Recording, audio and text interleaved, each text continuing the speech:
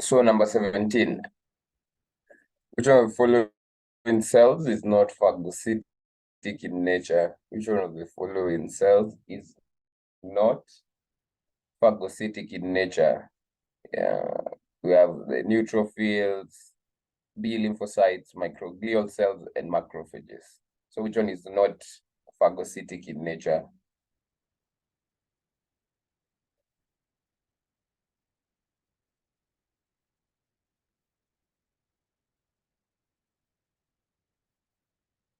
B lymphocytes is correct.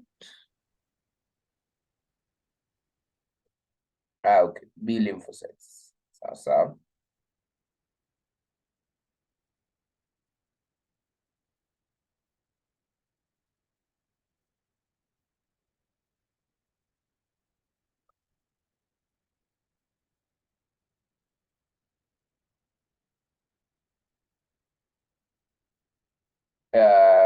Just to add on to that,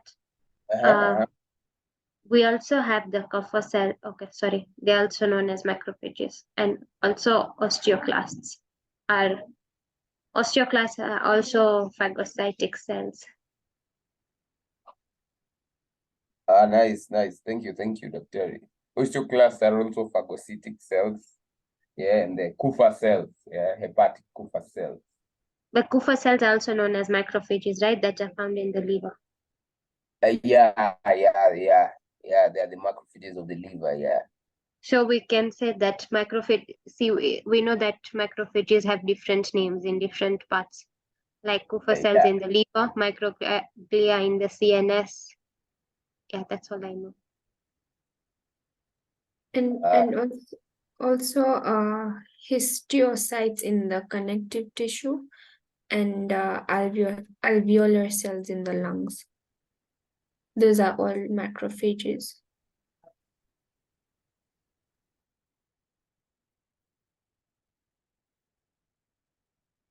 Great. Phagocytosis, immunology. I think we've really discussed immunology based on even previous questions. So we can move.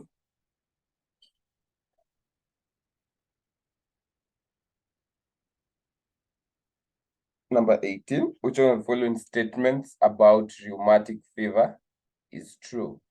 Which statement about rheumatic fever is true?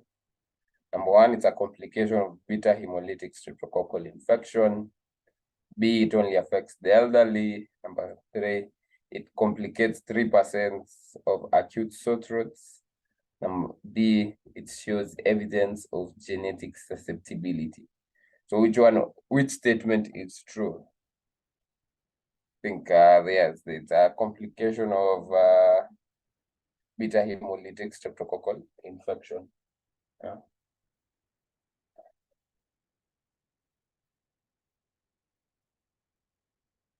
We've also discussed streptococcus in detail. So briefly, can someone just tell us the management of rheumatic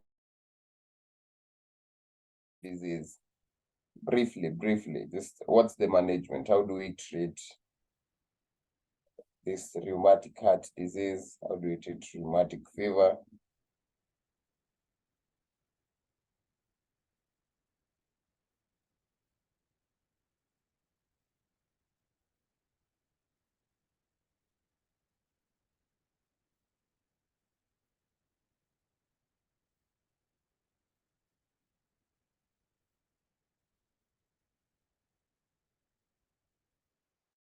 Spider-Man is saying we give penicillin.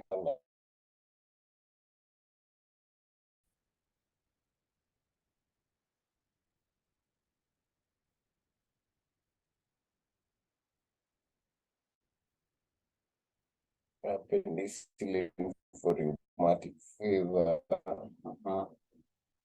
And erythromycin for if the patient has penicillin allergy.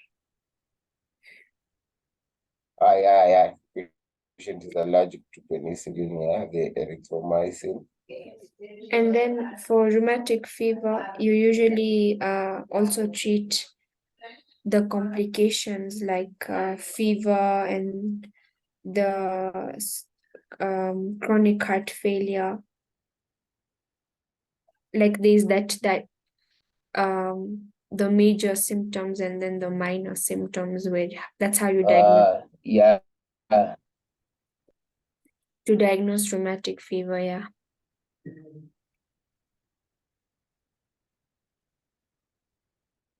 How do you diagnose? I was suggesting we can just start from like we can just do a whole clinical thing for it. It's just a suggestion. Yeah, okay.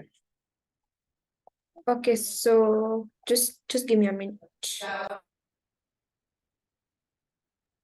Okay, yeah. So rheumatic fever is caused by group A beta hemolytic streptococcus, and it's common in children. And yeah, so the complications that I was talking about, it's the most common is pericarditis. So that's inflammation of the pericardium. Then you have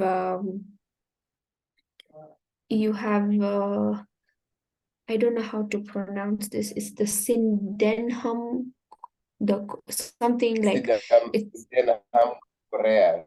yeah, that one. So that is like jerky movements of the face or the upper limbs. And then the third one is polyarthritis, where it mostly affects the large joints. And then the fifth one is it on the skin, so it causes subcutaneous nodules and erythema marginatum, mostly in the extremities and the trunk. So to diagnose, you use the Jones criteria. So you have the major and minor criteria. In the major criteria, you use Jones as the mnemonic. So for J, it's the joint, so that's polyarthritis. O is for myocardium, so the O in myocardium, so that's the pericarditis or pancreatitis. Then N for nodules, E for the erythema, and S for the one that I can't pronounce. So those are that's five major for major criteria. Then you have minor criteria, which is fever, arthralgia, prolonged QT, valvular dysfunction, and increased CRP. So to diagnose, you either need two major criteria involved, or one major criteria plus two minor. So if the patient has two major, then it's rheumatic fever. And then if they have one major and two minor, then it's also diagnosed like that. Then for management, antibiotics like penicillin and erythromycin. Then for the fever and then the arthralgia or the arthritis, you give NSAIDs. For now that pericarditis or chronic heart failure, you give corticosteroids like prednisolone. And then the synhendum chorea, that one, you can give haloperidol, carbamazepine, and yeah, mostly that. And then since this one usually occurs with recurrent streptococcal infections, then you can also give medications for prevention, which are now just the normal antibiotics of like penicillin and erythromycin. Yeah, that is rheumatic fever. Could you please share those notes? I don't like have notes. But let me share the treatment. Just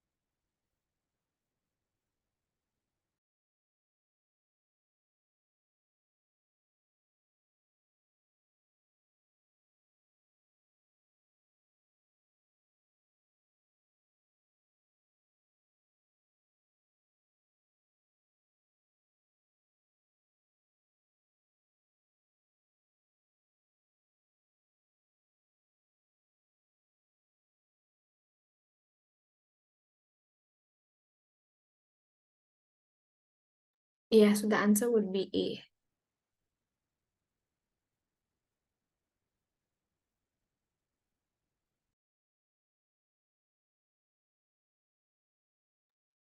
Thank you, Hiral. Thank you, Hiral. That was an excellent summary. I'll also share Dr. Amsalu's PowerPoint on the same on the group. Yeah. So the next question, which one of the following does not predispose to superficial Candida albicans infection? Which one will not predispose the patient to Candida infection? Pregnancy, lymphoma, diabetes mellitus, or a vegetarian diet? So which of the listed conditions or states will not predispose official Candida albicans infections? Is it DM? Is it vegetarian diet? Is it a lymphoma, pregnancy? Everyone is saying vegetarian diet.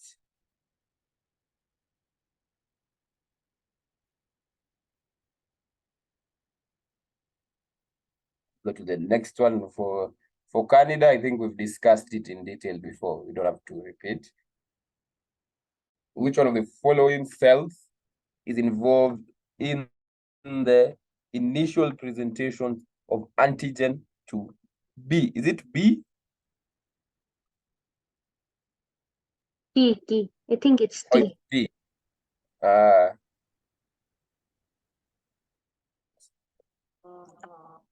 So which one is involved in the presentation of the antigen to T lymphocytes? T for T bag. So which one is involved in presentation of antigens to T lymphocytes? Dendritic cells, plasma cells, erythrocytes, thrombocytes. I think there we have dendritic cells. We have no quarrel. Spider-Man agrees. I've seen there's Spider-Man and there's Black Panther. Don't know who's this impersonating the impersonator.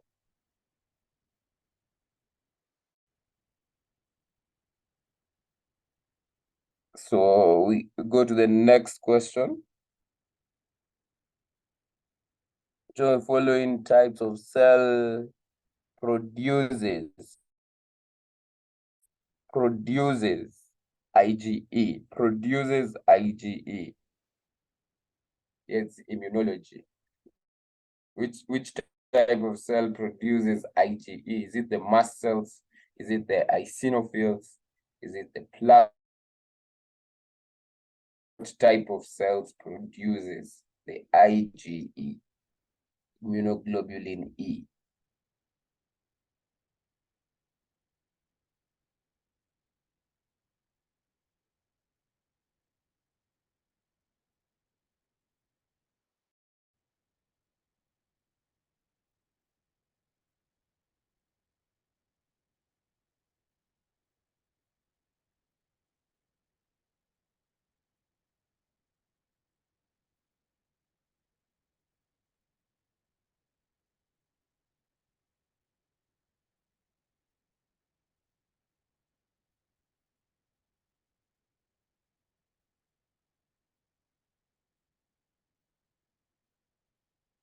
Number 21, everyone is shouting C on the chat box.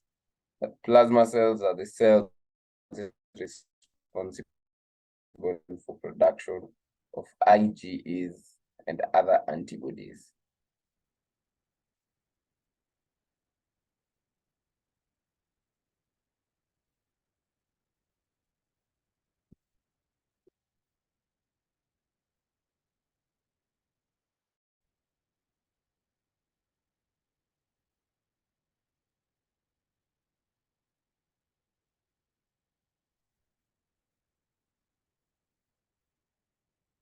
Here we go to the protective effects of breast milk. They are not associated with. Keyword not associated with. Lysozyme, mast cells, or protective effects of breast milk. They are not associated with IgM, mast cells, CD4 T cells. Which one is not associated with breast milk? They're saying the CD4 T cells.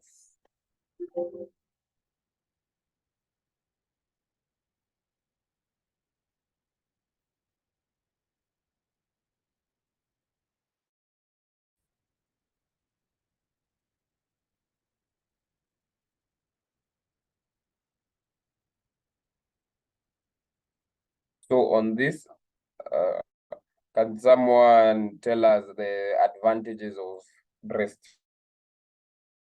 to the child? What are the advantages of breastfeeding to the mother and to the child?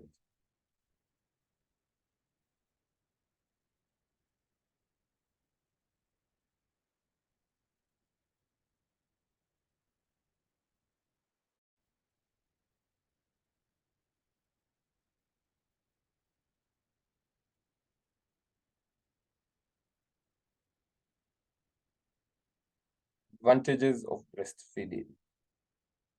What does the child benefit from the mother? How does the mother benefit from breastfeeding? Hey, let's unmute, Bano. Okay, it provides the baby with passive immunity by passing immunoglobulins to the baby. I think it's IgM and IgG. I'm not sure the type of immunoglobulins. And also, they have antibacterial effects because of the lysosomes and the lactoferrins, which inhibit pathogens and bacteria and microorganisms.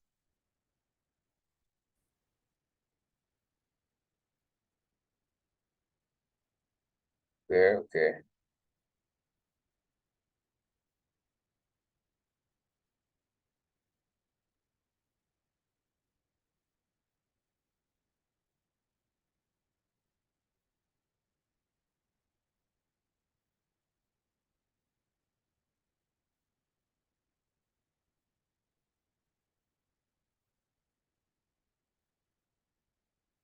Yes.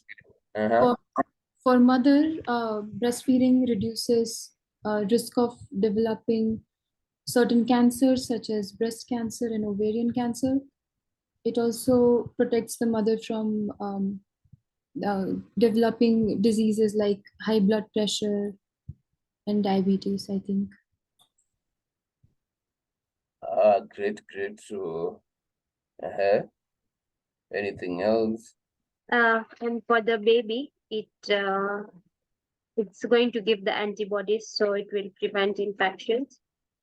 And also, the breast milk helps the baby gain weight, and it's also easier for them to digest food.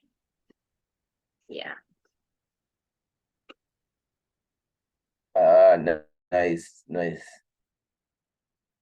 And how long should a mother exclusively breastfeed? Exclusively. 6 months. Yeah, first 6 months of life. Then when can she stop? I know it depends on the person, but generally, when can they stop?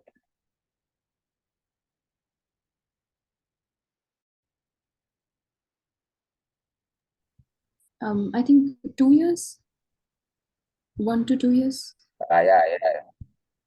2 years usually they're accepted, but even at 1 year it's fine. But those first 6 months are everything. That I don't know if Nightwing is here. Nightwing usually has a lot of experience with breastfeeding. He's not here. Just you have continue.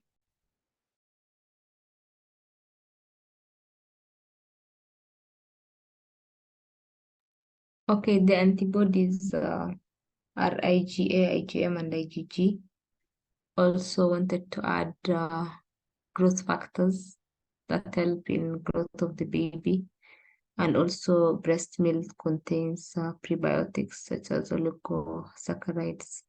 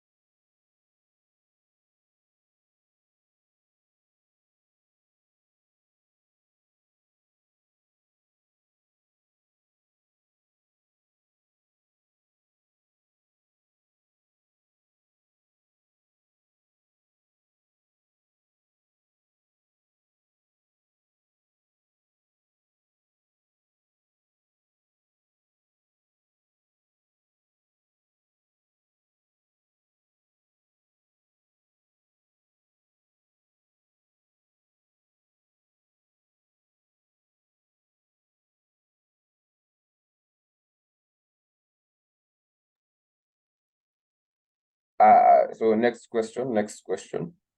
Which one of the following is a live vaccine? Salk, polio, diphtheria, BCG, tetanus. Which one of the following is a live vaccine?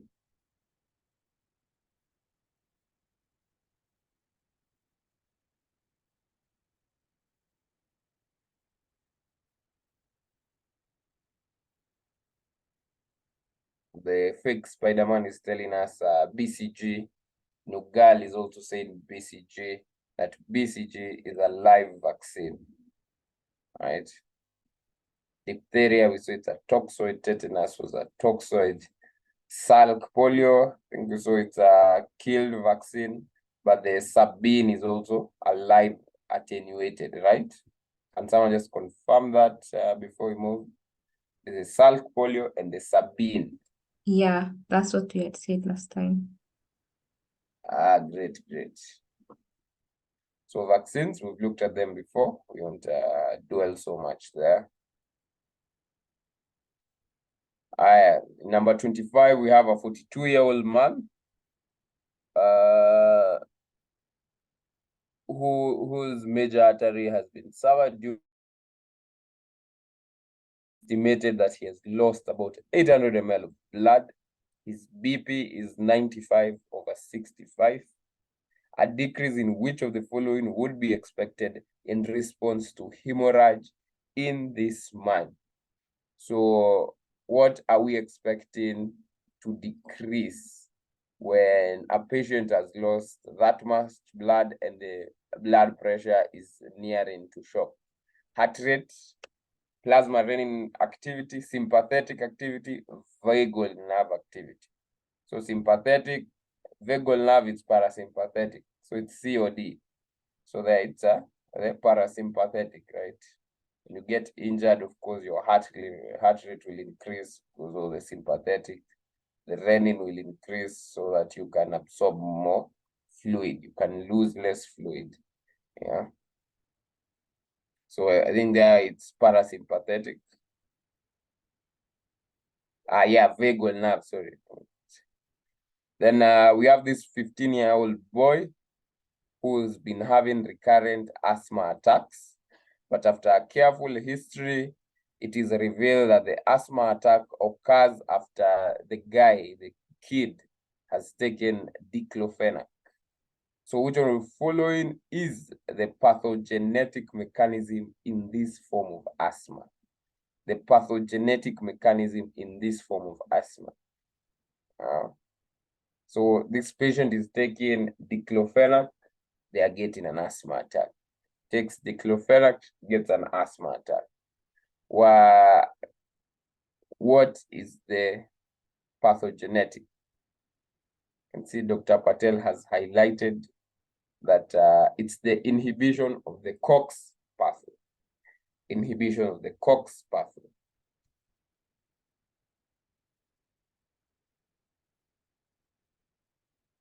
Anyone who minds explaining that just in 20 seconds or less? Dr. Stanley? Because it's an NSAID. Because it's an NSAID, Yeah, but you see, I think this is a tricky question at the same time, because if the patient can also be allergic to diclofenac, and it could also mean it is a type 1 hypersensitivity reaction. So I am a bit tricky. I feel True. that. But I think because they've used diclofenac in the question, perhaps they want more for it to be on the NSAIDs. Perhaps, just my thoughts. Mm-hmm. Yeah. Okay. For type 1 hypersensitivity, I think it's mostly related to environmental factors like pollen or dust mites, but I'm not too sure. I think that's type 1 hypersensitivity, yeah.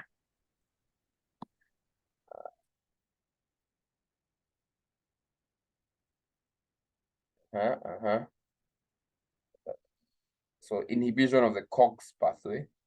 So we can move by. Or just an addition, yeah.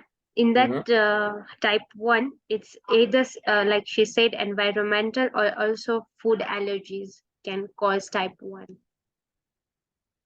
So we don't know if drug allergies can cause it or not. Perfect. Yeah. So number 27. Question is, which cellular adaptation describes an increase in the number of cells in the response to an increased workload? Simply, what is the term given when there is an increase in number of cells? Is it hyperplasia or hypertrophy or atrophy? or metaplasia?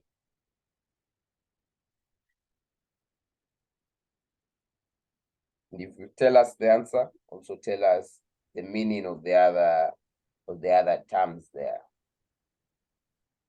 Hello, Gayas. Yeah.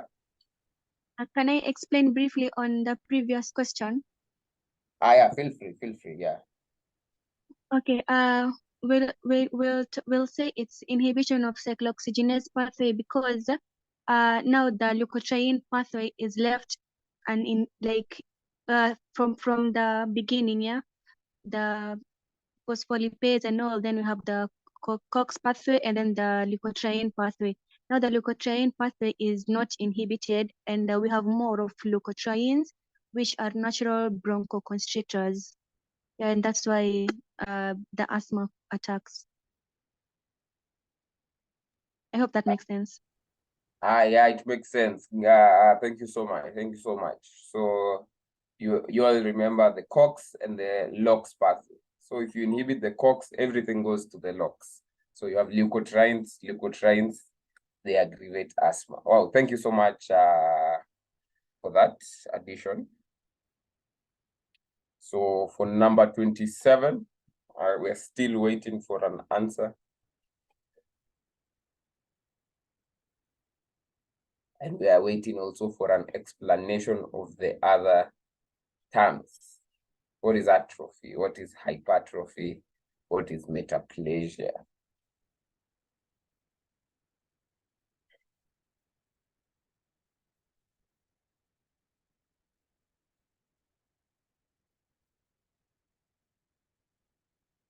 I'd say hyperplasia, because hyperplasia is an increase in the number, but hypertrophy is an increase in the size. Nice. Hyperplasia, increase in number, hypertrophy, increase in size. Atrophy, someone has Spider-Man saying that atrophy is a decrease in size or wasting away of a body part or tissue. Metaplasia is an abnormal change in the nature of the tissue. Metaplasia is an abnormal change in the nature of the tissue. Yeah, so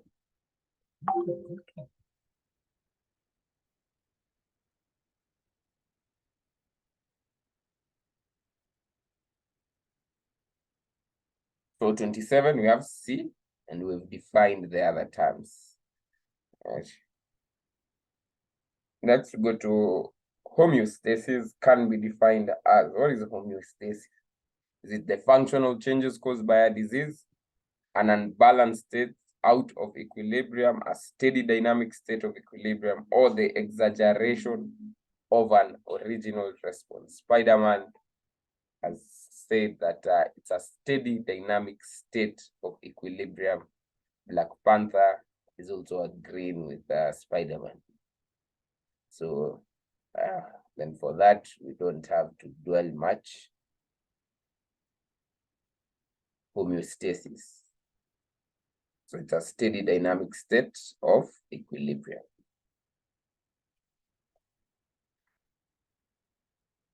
The next question says that cancer is on the rise across the globe. Which term describes this phenomena? Cancer is on the rise across the globe. Which term describes this phenomena? Is it an epidemic? Is it an endemic? Is it a pandemic? Spider-Man has said it is a pandemic. It is a pandemic. So someone else can tell us what is an epidemic, what is an endemic. What's the difference between all those three? This time they may have asked a pandemic. Next time they may ask you to know what is an endemic. So endemic, epidemic. What's the difference between the two?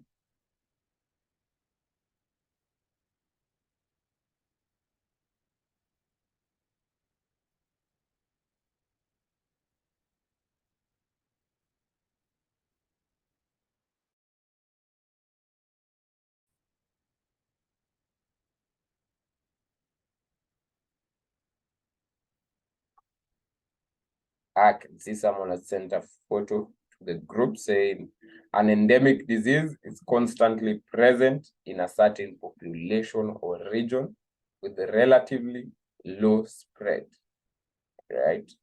So it is a constantly present, it's a disease that is constantly present in a certain population or region. So that is what an endemic is. So the way we say malaria is in the Nyanza region, so we'd say it's endemic there, right? It's constantly present in that region, stroke population. Then an epidemic, we have Spider-Man saying that this is a widespread occurrence of an infectious disease in a community at a particular time. It is a widespread occurrence of an infectious disease in a community at a particular time. Another definition here from the photo is that an epidemic disease is when there's a sudden increase in cases spreading through a large population like a country, right? So simply into brackets, an outbreak is similar but usually covers a smaller geographic area. So simply an epidemic is whereby the disease has spread in a large population such as a country. A pandemic borders and it's all over the world, right? So we can say COVID was an epidemic in Kenya, but it was a pandemic globally, right? Let's say if COVID was only in Kenya, it only spread all over Kenya, say it's an epidemic. But it went throughout the globe, so we say it's an pandemic. So in short, endemic, it's in a region, certain region. Epidemic, it has a more, like it's a sudden increase in the disease in a large population. I can see there's a clown also mentioning that bilharzia is also endemic in the Bondo region. Bilharzia is also endemic in the Bondo region. Yeah. So we've defined all the three terms.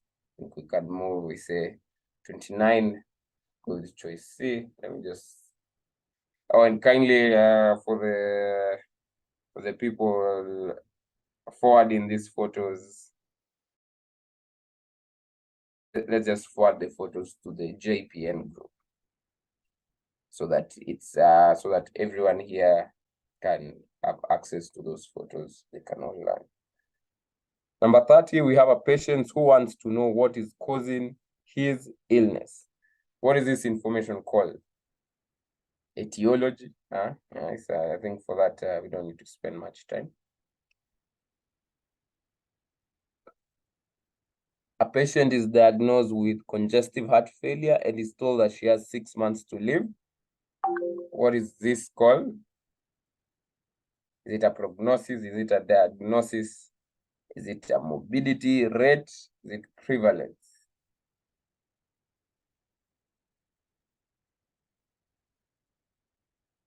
A prognosis, yeah, prognosis.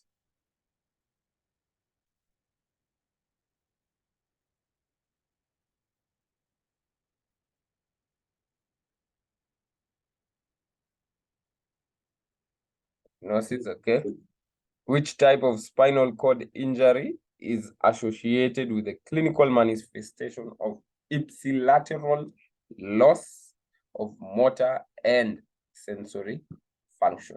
Which type of spinal cord injury will be associated with ipsilateral loss of motor and sensory function?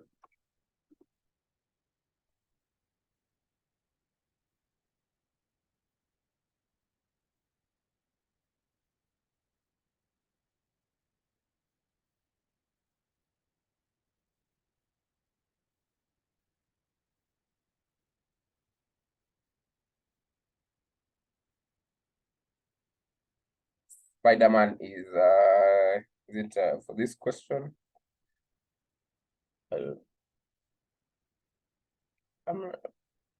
Spider-Man is asking if it's C, the Brown-Sequard syndrome.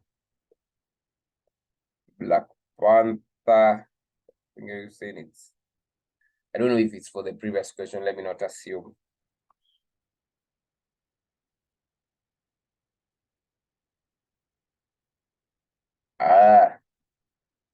So Spider-Man is thinking that it is C, that is the Brown-Sequard syndrome.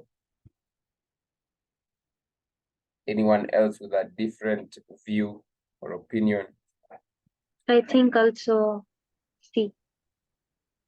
You also think C, the Brown-Sequard syndrome.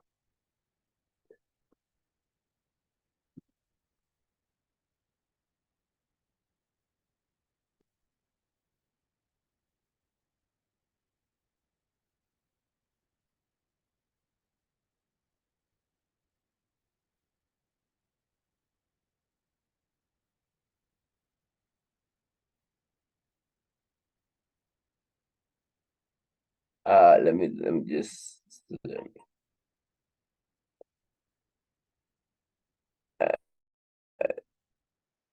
yeah, it's the Brown-Sequard syndrome. I've found a nice image that summarizes all the 4 choices that are here. Let me just send this image to the group. But it's a Brown-Sequard syndrome. Yeah. Black Panther will be sending the photo 1 to the group. I'll also send the link, because the photo is not that clear. It's just a photo from a site. Aya, can move on. We have a 76-year-old female who complains of difficulty in reading. After an ophthalmologic examination, we found it's remarkable for bilateral white opacifications in her eyes consistent with cataract formation. Which of the following structures are the opacifications located? When someone gets cataracts, where do we find the cataracts? Yeah. Let's see, Black Panther, she went to the Hoppark Convention on Ophthalmology, and she's saying that the lens, that is where you find the cataract formation in the lenses.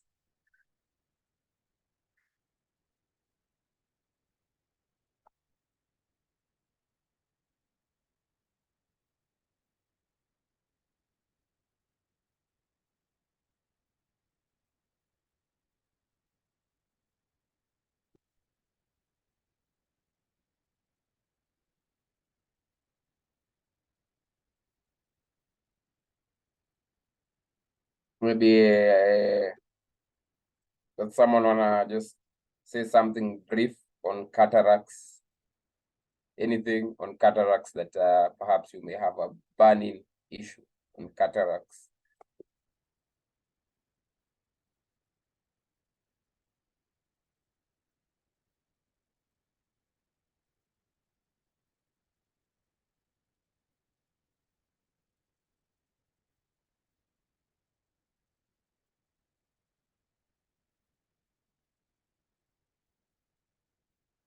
Oh, okay. Let me just ask, what can cause cataracts?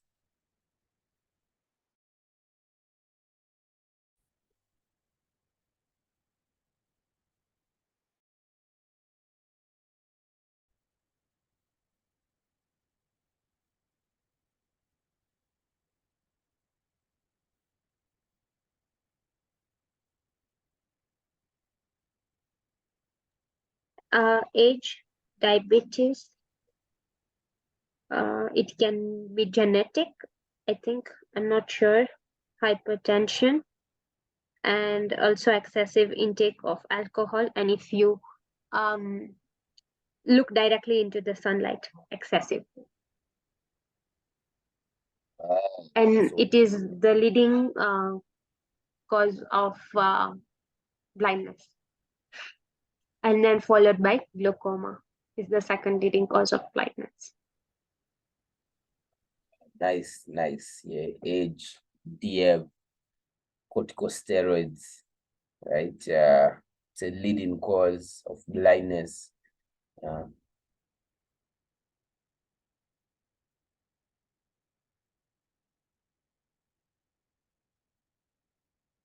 I think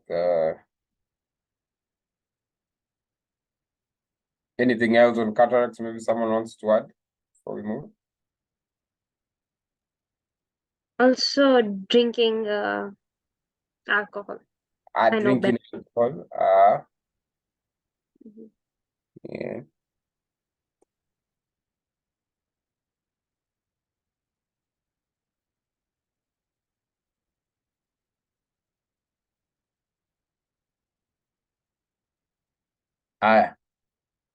Go to the next if no one has something to add on the cataracts.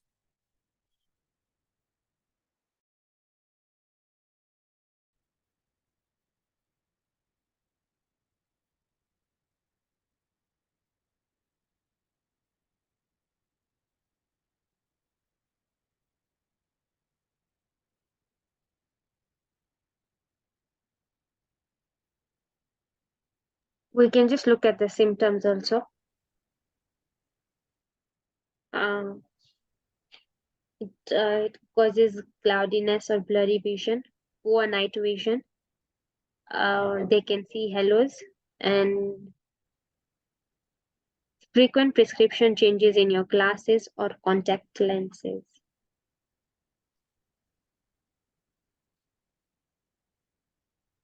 And also double vision. Okay, nice. And what about treatment? How is our cataracts treated? I don't know the exact treatment, but maybe in as non-pharmacological, they can reduce smoking, manage their health problems like control your diabetes, glucose, hypertension. They can also eat vegetables and maybe wear sunglasses to avoid the halos around the eye. I'm not sure, but the last statement, I think maybe that is the reason why they have to wear sunglasses. Yeah. Nice, yeah, yes. Yeah, the UV is one of the etiological of cataract. So yeah, the sunglasses will help. We have Dr. Brenda from I don't know which university talking about that we treat it with surgery. Yeah, treat it with surgery whereby we give you some new lenses, right? If I'm not wrong, we'll give you some new lenses.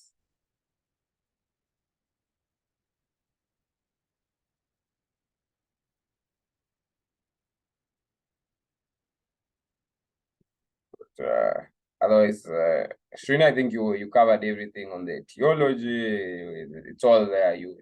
Everything mentioned. Yeah, so we're good.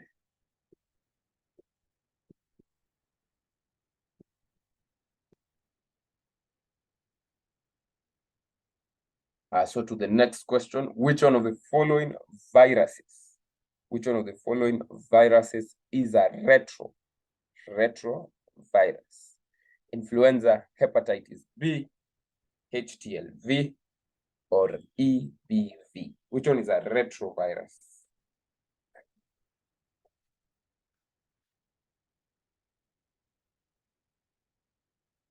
Hepatitis B.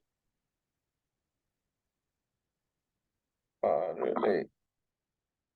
Hep B? It's an adenovirus and it's a retrovirus. But we can check, yes. Okay, so hepatitis B. Okay. Anyone else with a different opinion? Because me, I thought it's the human T lymphotropic virus, HTLV. Because it's usually that one and HIV that are the retroviruses. Yeah.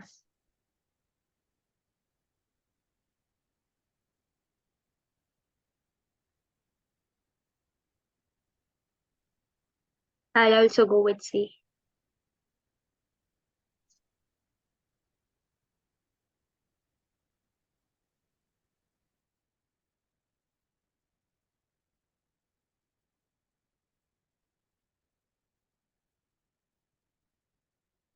Black Panther is also saying the, let's see.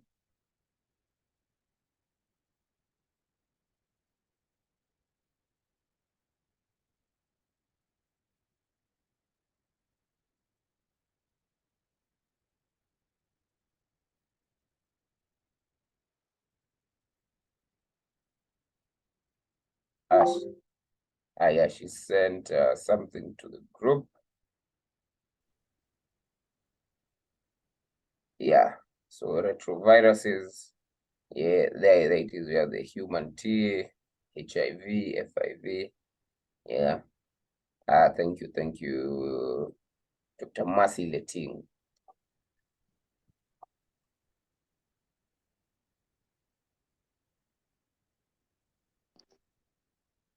Do we have something to discuss there?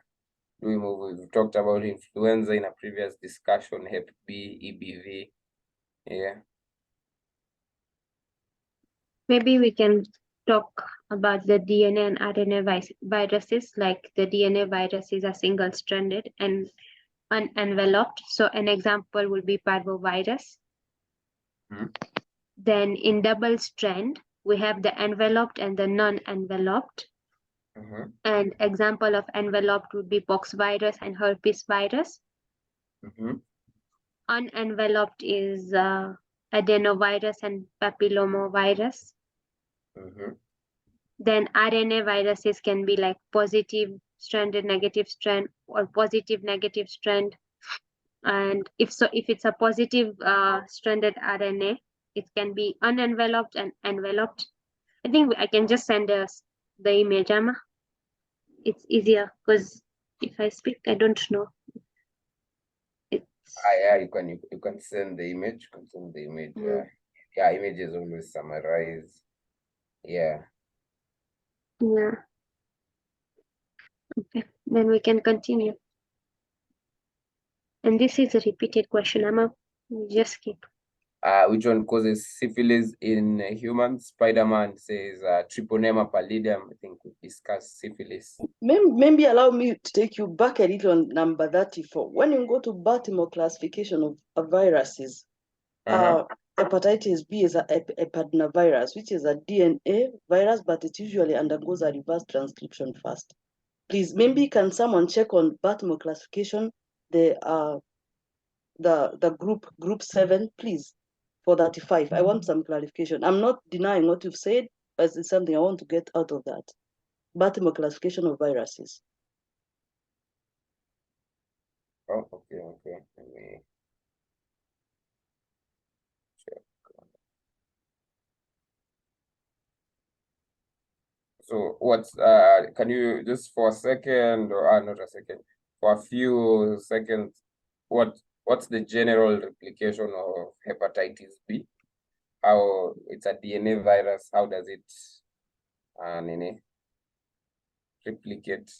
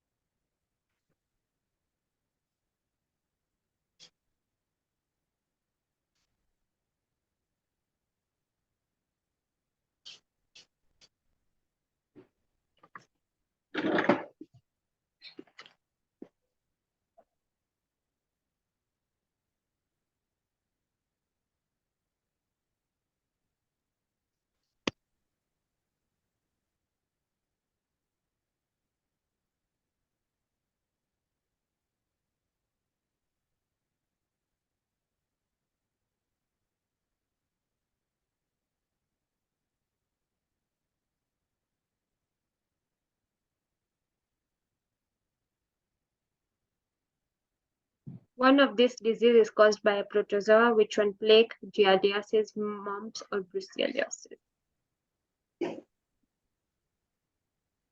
Spiderman says B.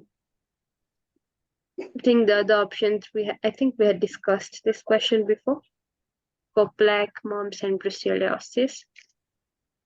The use of controlled heat to reduce the microbial population in milk and overheat sensitive liquid is called autoclaving, heat sterilization, pasteurization, or denaturation. Spiderman is saying pasteurization. Are there any other answers?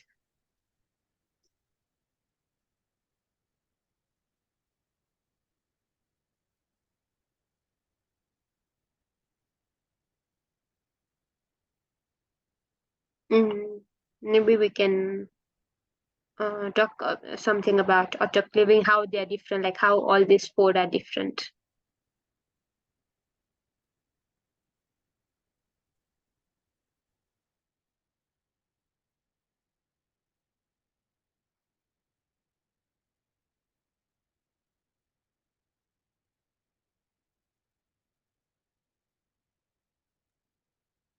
Dr. Karimi, I'm sending something to the group that it's a Baltimore classification of the viruses. So yeah, I think it will help summarize that. Okay, thank you so much. I've even seen it through as HTLV. The other one, it's a DNA, but it has an RNA intermediate for transcription. That's why I was getting confused. So thank you. Thank you, doctor.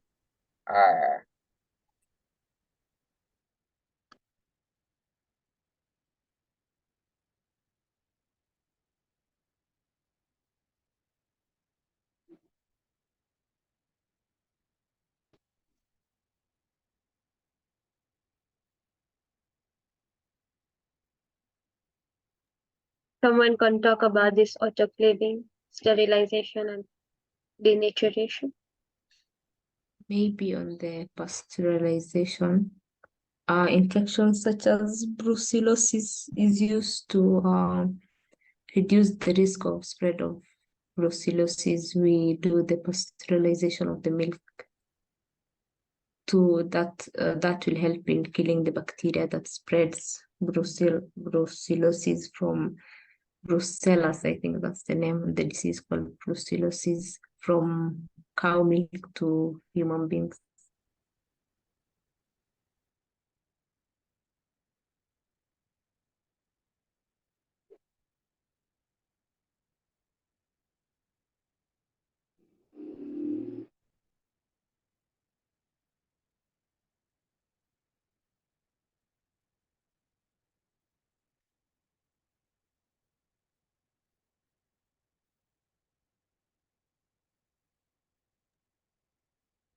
I have a question for about brucellosis. How do we treat brucellosis? Just question.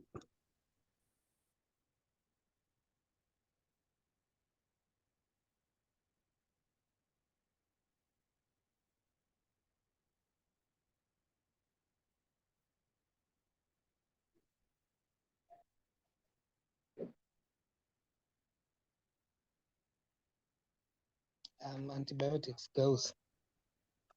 Okay. I saw one of the MOs prescribed rifampicin for brucellosis. Oh, thanks. And also doxycycline. Nice. Santini.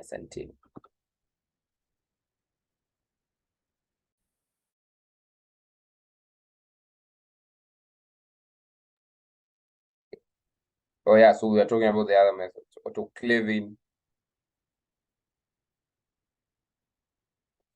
See, we have the likes of Corazon here. They did their projects. They cultured something and they did some autoclaving before culturing.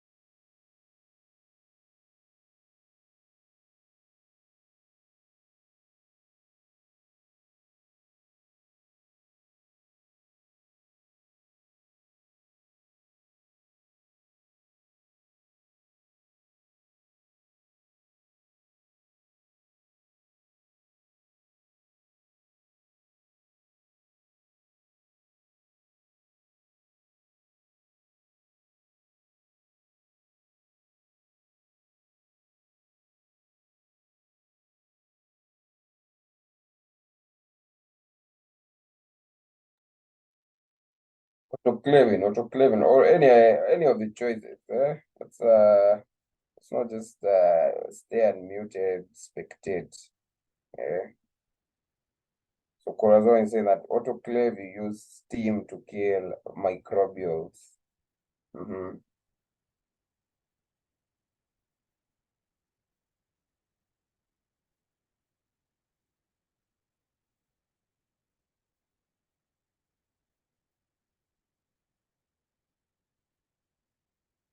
Brand has added that at 121 degrees Celsius.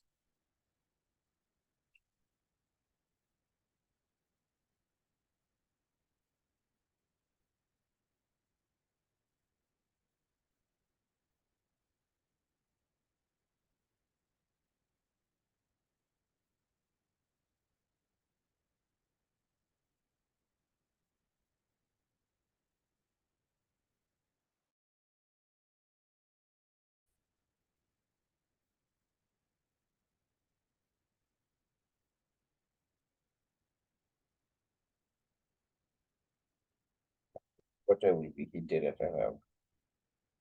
under pressure and a certain temperature. I think the temperature has been said to be 121 degrees Celsius. I guess we'll move because there isn't much contribution on that. So on your own free time, you can check on that. I think we can continue from here at 8. So let's start the meeting at least by 8:10. We start from 8:10 to 10.